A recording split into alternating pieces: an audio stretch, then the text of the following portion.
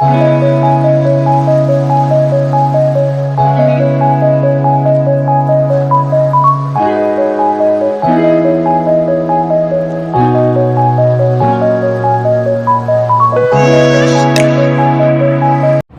Everyone, this is doctor Neelam Avtar Singh, homeopathy consultant.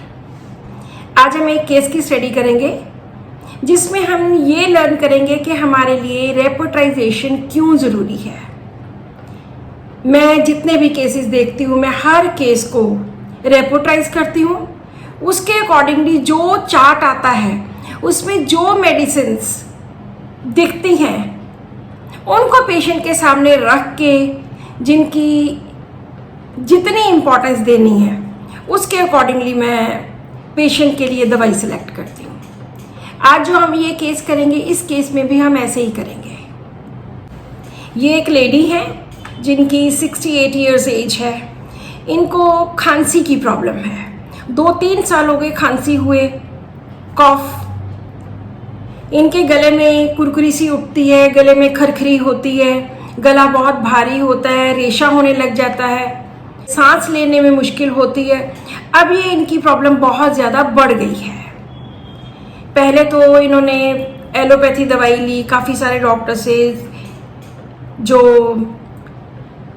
Specialist हैं उनसे दवाई ली, लेकिन लेते लेते फ़र्क पड़ जाता है, बाद में फिर वही प्रॉब्लम ऐसी हो जाती है। होम्योपैथी भी ली इन्होंने, लेकिन कोई ज़्यादा फ़र्क नहीं पड़ा। चेस्ट वाले डॉक्टर्स ने तो इनको इनहेलर लगा दिया था। वो अभी रेगुलर इनहेलर ले रहे थे। मैंने इनसे पूछा कि आपको कब प्रॉब्लम ज़्यादा होती है, तो उन्होंने बोला कि जब भी मैं लेटती हूँ, जब भी मैं बेड पे लेटूं, चाहे वो रात हो चाहे दिन हो, बस उस वक्त मेरी खांसी स्टार्ट हो जाती है। मेरे गले में कुछ होने लग जाता है और मेरी खांसी स्टार्ट हो जाती है। कभी ड्राई कॉफ होती है, कभी बलगम रेशा अंदर गिरने लग जाता है। तो ये मेरी सबसे बड़ी प्रॉब्लम है। जब मैं अपनी खांसी के बारे में सोचती हूँ तो बहुत नेगेटिव विचार आते हैं। मुझे लगता है कि मैंने ज़िंदगी को नेगेटिवली ही सोचना शुरू कर दिया है। हर चीज़ के लिए, कोई बच्चा बीमार है तो मेरे दिमाग में पता नहीं क्या क्या ख्याल आते हैं कि ये हो जाएगा, वो हो जाएगा। हर बात को मैं नेगेटिव ही सोचती हूँ। बातें करते करते उन्होंने बताया कि मैं घर में अकेली नहीं रह सकती। मेरे जो बच्चे हैं वो अपने काम पे चले जाते हैं। हस्बैंड हालांकि रिटायर हो गए हैं, लेकिन वो घर में टिकते ही नहीं हैं। वो चले जाते हैं, कभी कहीं चले जाते हैं। मैं इनको फ़ोन कर करके बुलाती हूँ कि आ जाओ, मेरा दिल घबरा रहा है। मुझे बहुत घबराहट होने लग जाती है जब मैं अकेली होती हूँ। तो मैं अकेली तो बिल्कुल नहीं रह सकती। और जब घर में बच्चे होते हैं, वो शोर मचाते हैं, तो मुझे बहुत गुस्सा चढ़ता है। मैं उनको बोल देती हूँ कि जाओ यहाँ से बाहर जाके खेलो, मत शोर मचाओ। मैं ब्लड प्रेशर की मरीज़ हूँ। मेरी ब्लड प्रेशर की मेडिसिन चल रही है, थायराइड की मेडिसिन चल रही है, और मैं 2 महीने से तो लगातार इनहेलर ले रही हूँ, दिन में 2 बार। और जब मैं इनहेलर लेती हूँ तो मुझे लगता है कि मैं तो बिल्कुल ठीक हो गई। उसके बाद 2-4 घंटे के बाद फिर से वही प्रॉब्लम स्टार्ट हो जाती है। और जब कोई घर में नहीं होता तो मैं बहुत ज़्यादा घबरा जाती हूँ और मुझे लगता है कि मेरी जान ही निकल जाएगी।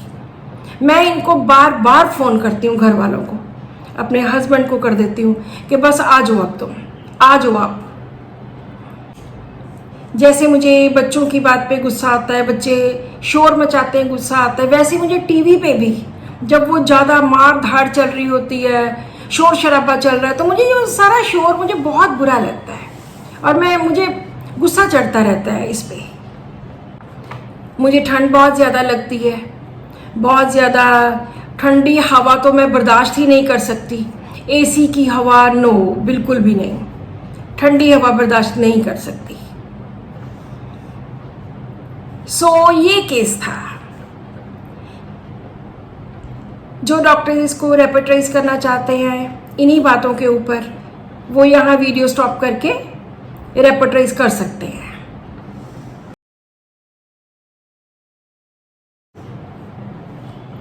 अब हम करते हैं एनालिसिस इस केस का। सबसे पहली बात उन्होंने क्या बोली, उन्होंने बोला कि मुझे खांसी है जो कि जब मैं लेटती हूँ, जब मैं चाहे दिन में लेट जाऊँ चाहे रात में लेट जाऊँ, तो तब मुझे ज़्यादा होती है। मैं अभी फिर से आपको एक बात बताने लगी हूँ कि चाहे आई प्रैक्टिस ऑन माइंड पे मैं प्रैक्टिस करती हूँ, लेकिन अगर कोई फिजिकल सिम्टम बहुत ज़्यादा इम्पॉर्टेंट होता है तो मैं उस सिम्टम को ज़रूर लेती हूँ। बहुत सारे केसेस में मैंने एक दो फिजिकल सिम्टम्स लिए होते हैं। तो यहाँ पे भी उनकी कफ का ये मार्क्ड सिम्टम था कि जब भी वो लेटते हैं, चाहे दिन हो चाहे रात हो, तो उनको खांसी होती है।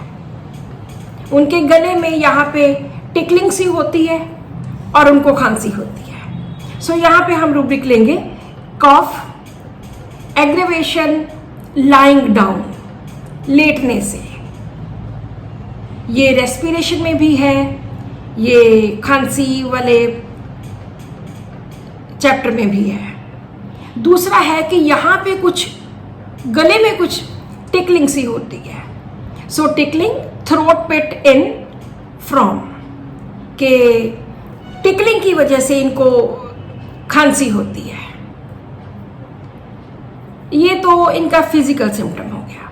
और दूसरा इन्होंने बताया कि मैं बहुत चिल्ली हूँ, ठंडी हवा में बिल्कुल बर्दाश्त नहीं कर सकती। तो यहाँ पे हम कोल्ड एयर एग्रीवेट, ये भी हम जनरल्स में रेपर्टरी के जनरल्स के चैप्टर में लेंगे। जहाँ पे मार्क्ड ना हो वहाँ पे लेने की जरूरत नहीं है। जहाँ पे बहुत ज़्यादा मार्क्ड है कि बहुत ज़्यादा ठंडा तो मैं बिल्कुल पी ही नहीं सकती, या ठंडी हवा से तो मुझे बहुत ज़्यादा प्रॉब्लम होती है, तो वहाँ पे हम डेफिनेटली इन चीज़ों को लेंगे। उसके बाद उन्होंने बोला कि मैं अकेली नहीं रह सकती। अकेले रहने से मुझे घबराहट होती है। मुझे लगता है कि बस कोई हो मेरे पास, कि मैं अकेली नहीं रह सकती, मेरे पास कोई हो। मैं बार बार उनको फ़ोन करती रहती हूँ। तो यहाँ पे एंग्जाइटी एलोन व्हेन, कि जब वो अकेली होती है, उसको घबराहट होती है, उसको टेंशन होती है, और वो बार बार फ़ोन करती रहती है अपने हस्बैंड को या किसी और को कि आ जाओ, अब मुझे कुछ हो जाएगा। जो नेक्स्ट बात उन्होंने बोली वो थी कि जब ये टीवी पे कोई प्रोग्राम चल रहे होते हैं तो मुझे शोर लगता है। जब ये बच्चे शोर मचाते हैं तो भी मुझे गुस्सा आता है, मुझे बिल्कुल अच्छा नहीं लगता ये बच्चे शोर मचाते हैं। तो यहाँ पे हम लेंगे इरिटेबिलिटी नॉइज फ्रॉम, शोर से, चाहे वो टीवी का शोर हो चाहे वो बच्चों का शोर हो, तो इरिटेबिलिटी फ्रॉम नॉइज। और जो उन्होंने बोला कि ज़िंदगी के प्रति हर चीज़ में नेगेटिविटी, हर चीज़ में उल्टा ही सोचना। अगर मैं अकेली हूँ तो मुझे लगता है कहीं मैं गिर ना जाऊँ, कहीं मेरी जान ना निकल जाए, कहीं कुछ हो ना जाए। सो हर चीज़ के बारे में मैं नेगेटिव ही सोचती हूँ। दिस इज़ पैसिमिस्ट, जो निराशावादी लोग होते हैं, जो हर चीज़ में डार्कर साइड ही देखते हैं। सो इन सभी रूब्रिक्स को जब मैंने रेपर्टाइज करने के लिए कंप्यूटर में डाला तो वहाँ पे मेडिसिन्स निकली, कॉस्टिकम, आर्सेनिक, और उसके बाद तो बहुत कम नंबर वाली मेडिसिन थी। Causticum was the first medicine. Causticum वाला पेशेंट कैसा होता है? अगर हम डॉक्टर राजन शंकरन की सोल बुक पढ़े तो उसमें उन्होंने सोल में या सब्सटेंस में, इन बुक्स में कॉस्टिकम एंड फॉस्फोरस का उन्होंने कंपैरिजन किया हुआ है कि दोनों की एंजाइटी किस तरह की होती है। तो फॉस्फोरस जो होता है वो, उसको जो एंजाइटी होती है, अगर घर वाले उसको बोल देते हैं कि ठीक है मैं आ रहा हूँ, आधे घंटे में पहुँच जाऊँगा, तो वो दोबारा फ़ोन नहीं करेगा। लेकिन जो कॉस्टिकम वाला होएगा वो एंग्शियस होता है और बार बार फ़ोन करता है। आप कभी भी इन जनरल भी वो पेशेंट्स जो बहुत एंग्जाइटी वाले होते हैं, बहुत ज़्यादा स्ट्रेस लेते हैं, कोई बाहर चला जाए तो उनको चिंता हो जाती है, तो इन केसेस में आप कॉस्टिकम कभी यूज़ करके देखिए। एक बार मैंने, हमारे एक डॉक्टर हैं, उनके हस्बैंड को कोई प्रॉब्लम हो गई, तो उन्होंने मुझे बताया कि डॉक्टर साहब इतना फ़ोन करते हैं, बार बार फ़ोन करते हैं, बार बार फ़ोन करते हैं अगर हम लोग लेट हो जाएं तो उनको मैंने कॉस्टिकम दी थी, और इस बात को 10-15 साल हो गए, और वो मुझे बार बार याद करवाते हैं डॉक्टर कि डॉक्टर साहब आपने वो दवाई दी थी, उनसे उनको कितना अच्छा फ़र्क पड़ा था, सब फिजिकल प्रॉब्लम थी। तो इस तरह से इस केस में मैंने कॉस्टिकम दी। कॉस्टिकम की 30 की जस्ट फर्स्ट डोज के बाद ही उनको बहुत ज़्यादा फ़र्क पड़ा। पहले वो 1 हफ्ते की लेके गए कि पहले देख लें कि दवाई असर करती है या नहीं करती, तो इससे उनको बहुत ज़्यादा आराम मिला। नेक्स्ट टाइम जब वो आए तो उन्होंने बोला कि मुझे मोर देन 70-80% फ़र्क है। फिर से उन्हें 15 दिन की पहले मेडिसिन दी, उसके बाद फिर 15 दिन की मेडिसिन दी। सो इस तरह कॉस्टिकम ने उनकी जो 2-3 साल की खांसी थी वो ठीक की। अब हम जानेंगे कि इसमें रेपर्टाइजेशन क्यों ज़रूरी है, क्योंकि अगर हम वैसे देखें कि किसी को टिकलिंग होती है, किसी को खांसी होती है, ड्राई कॉफ होती है, या डिस्चार्ज भी होता है, लेटने पे होता है, तो हम इन जनरल कभी फॉस्फोरस देते हैं, कभी कैलकेरिया का आप दे सकते हैं। लेकिन जब हम रेपर्टाइज करते हैं उसके फिजिकल और उसके मेंटल सिम्टम्स को लेके, तभी हमें प्रॉपर मेडिसिन जो है वो मिलती है। और 3 महीने इन्होंने दवाई लेने के बाद 3 महीने के बाद इन्होंने मेडिसिन छोड़ दी, क्योंकि ये बिल्कुल 100% ठीक हो गए थे। यहाँ पे कोई भी तीर तुक्का नहीं चलता।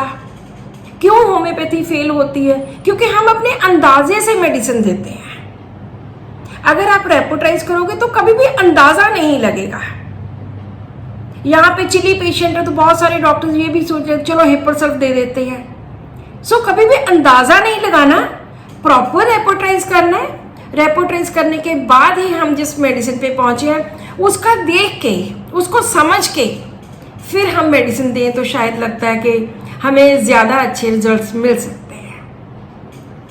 सो अभी मैं इसी केस की बात कर रही हूँ। नेक्स्ट वीडियो में जो मैंने दूसरे केस का बोला है, सेकंड केस, उसमें भी रेपर्टाइजेशन ने मुझे बहुत हेल्प की।